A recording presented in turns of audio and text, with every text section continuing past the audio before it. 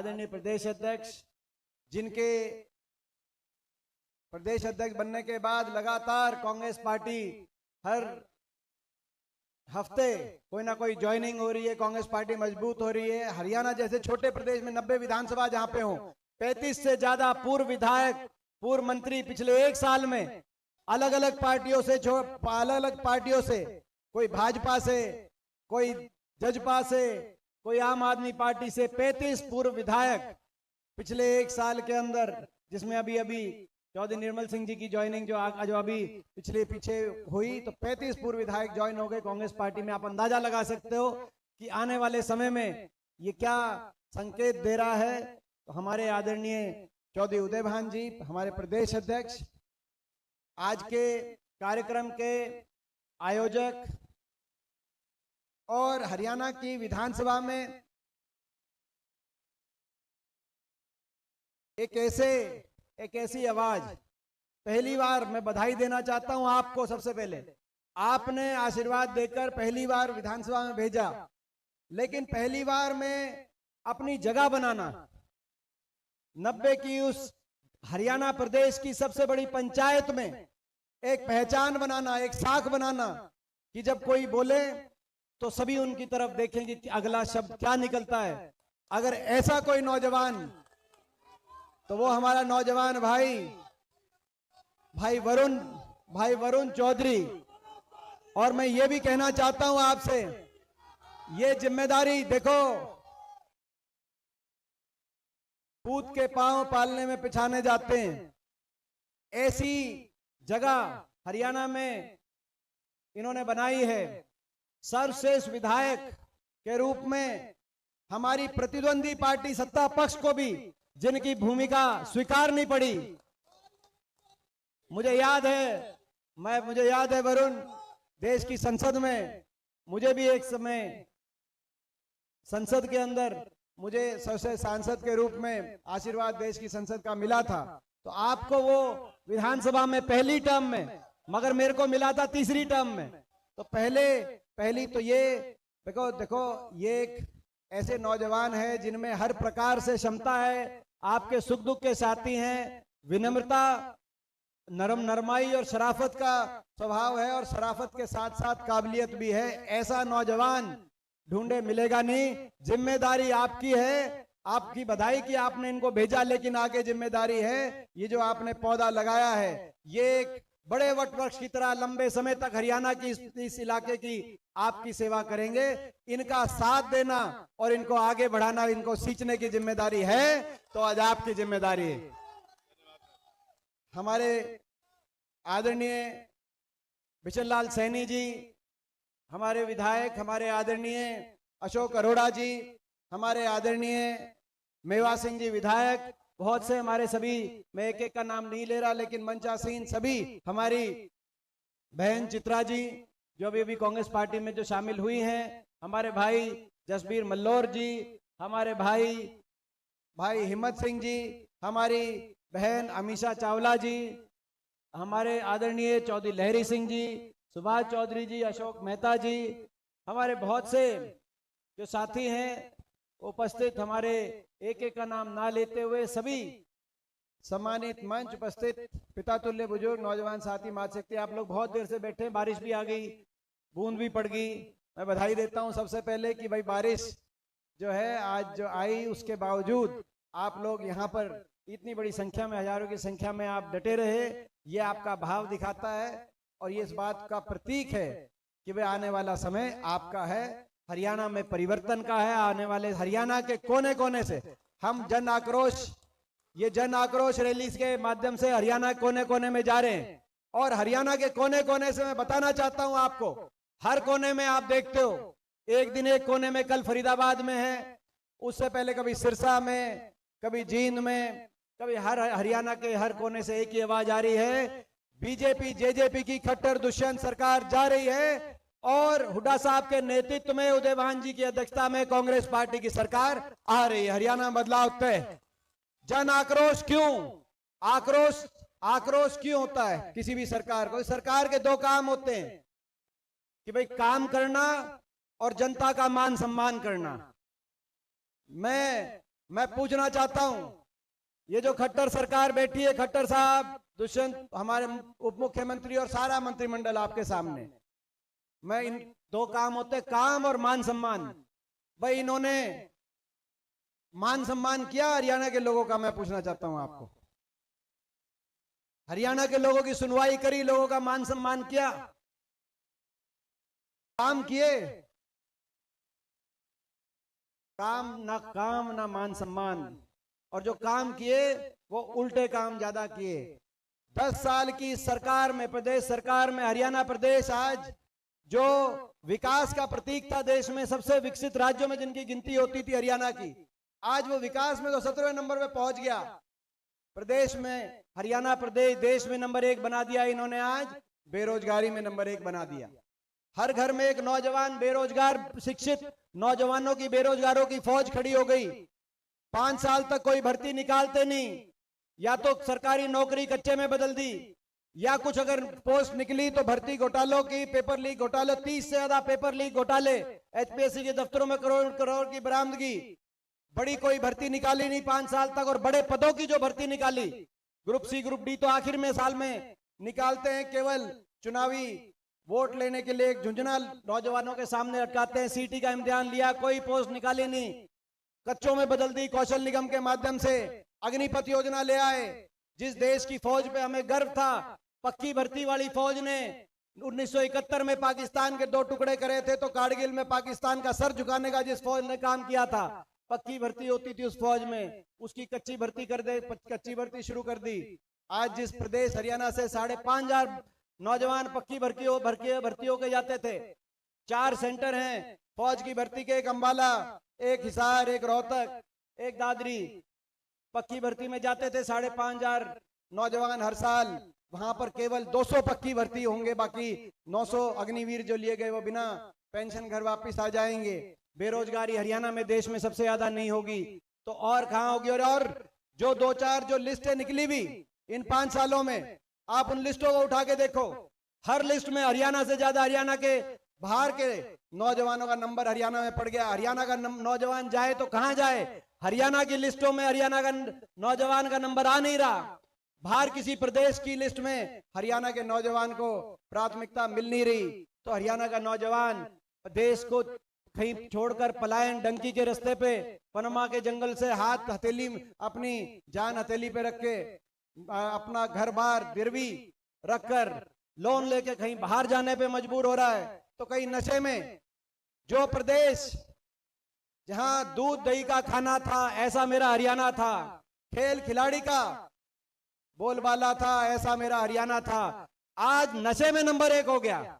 मैं पूछना चाहता हूं, ऐसे ऐसे घरों के बच्चे, माँ बाप को पता भी नहीं चलता, एकाएक किसी दिन पता चलता, नहीं तो पता भी नहीं चलता। नशे में आज नंबर 1 हरियाणा बन गया, बेरोजगारी में नंबर 1 बन गया। ऐसे काम इस सरकार ने, महंगाई में 9% वैट होता था जब हमारी सरकार थी, 17% वैट, सबसे महंगा डीजल, पेट्रोल, रसोई गैस का सिलेंडर और सबसे महंगी बिजली अगर आज कहीं है तो हरियाणा प्रदेश में, क्योंकि अदानी जैसे समूहों से बिजली के समझौते बदल दिए और सबसे महंगी एक बिजली का कारखाना लगाया नहीं। हमारे समय 4 बिजली के थर्मल कारखाने लगे थे, यमुनानगर में भी जिसमें लगा था, और सबसे सस्ती बिजली मिल रही थी। आज सवाल उठता है, जब हिमाचल प्रदेश के अंदर 300 यूनिट बिजली फ्री सरकार दे सकती है, अपने साथ लगते इलाके के अंदर कांग्रेस पार्टी की सरकार, तो हरियाणा में देश में सबसे महंगी बिजली, सबसे महंगा पेट्रोल डीजल, सबसे ज्यादा महंगाई, सबसे ज्यादा बेरोजगारी, सबसे ज्यादा नशा और सबसे ज्यादा भ्रष्टाचार।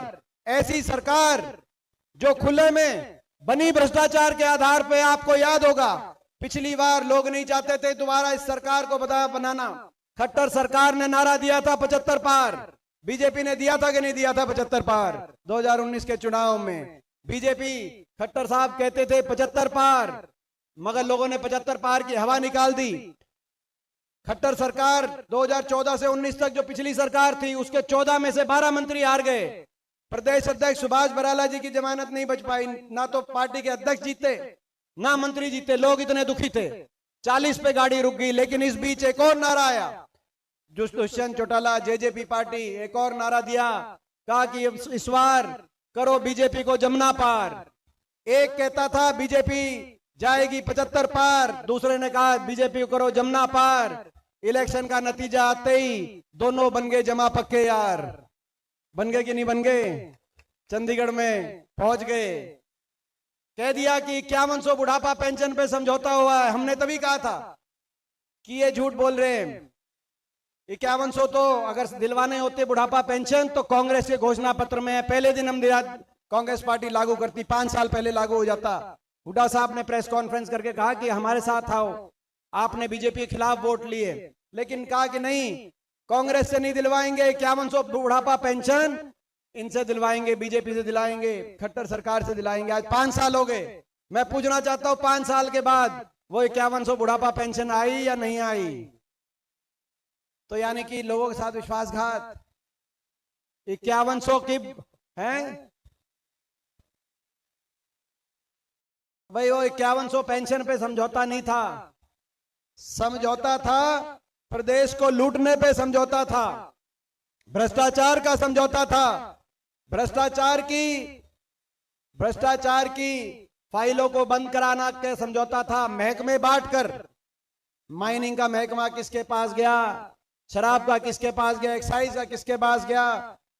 हर रोज हरियाणा में एक के बाद एक घोटाले सामने आ रहे हैं, दोनों मिलके लूट रहे हो। सबको पता है, सबको पता है, हरियाणा के बच्चे बच्चे को पता है कौन से जिले में कौन लूट मचाने का काम कर रहा है। गुड़गांव में कौन लूट रहा है, भिवानी में कौन लूट रहा है, यमुनानगर की माइनिंग में कौन लूटने का काम कर रहा है, अंबाला में कौन भ्रष्टाचार करने का काम कर रहा है। मैं पूछना चाहता हूं, ये पता है कि नहीं पता है सबको? मैं आज हरियाणा के बच्चे बच्चे इस बात का समझौता था, समझौता ही इस बात पे हुआ हो।